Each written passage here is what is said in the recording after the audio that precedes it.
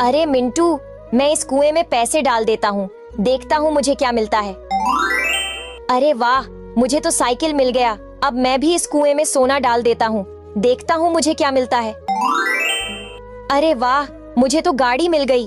अरे दोस्तों, मैं इस कुएं में कोयला डाल देता हूँ, देखता हूँ मुझे क्या मिलता है। लेकिन उससे पहले अगर आप भी अपने पापा से प्यार करते हैं तो वीडियो को लाइक और चैनल को सब्सक्राइब करें और कमेंट में आई लव पापा जरूर लिखें।